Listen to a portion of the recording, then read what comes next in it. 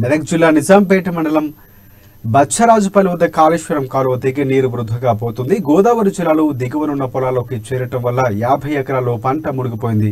రాయలాపూర్ గ్రామానికి చెందిన రైతులు తీవ్రంగా నష్టపోయామంటూ వాపోయారు. మంత్రి హరీష్ రావు చేతుల మీదుగా ప్రారంభించిన కొద్ది గంటల్లోనే కాలువకు గండిపడడంపై కర్షకులు ఆవేదన వ్యక్తం చేస్తున్నారు. గుత్తేదారులు చేసిన నాసిరకం పనుల వల్లే అన్నదాతలు తీవ్రంగా నష్టపోయారని స్థానిక భాజపా నేతలు ఆరోపించారు. ప్రభుత్వం పెద్ద మనసుతో పంటలు నష్టపోయిన రైతులకు పరిహారం ఇచ్చి ఆదుకోవాలని డిమాండ్ చేశారు.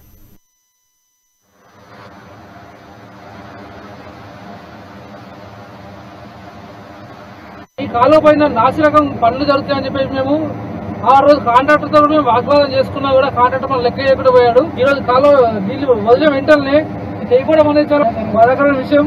ఇప్పటికైనా ప్రభుత్వం ఈ కాంట్రాక్టర్ పైన కఠిన చర్యలు తీసుకొని వారి కాంట్రాక్ట్ రద్దు చేసి దిగువనే ఉన్న రైతులందరూ చాలా మంది నష్టపోయారు.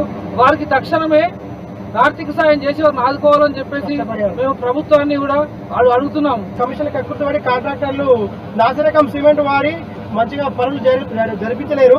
అదే విషయమై మేము కాంట్రాక్టర్లతో చాలాసార్లు వాగ్విధానం చేశాము. వారు మా మాటలు పట్టించుకోకుండా మా మీద వ్యతిరేకంగా మాట్లాడారు. అది కాలువ తెగిపోయి దాదాపుగా ఒక 50 నుంచి 60 ఎకరాల వరి పంట నష్టం జరిగింది. ఈ వరి పంట నష్టాన్ని ప్రభుత్వం రైతును ఆదుకోవాలి. అలాగే ఈ ఎవరైతే కమిషన్లకు కక్కుర్తిపడి ఈ నాసిరకం సిమెంట్ వాడి నాసిరకం పనులు చేసిన కాంట్రాక్టర్లను రద్దు చేసి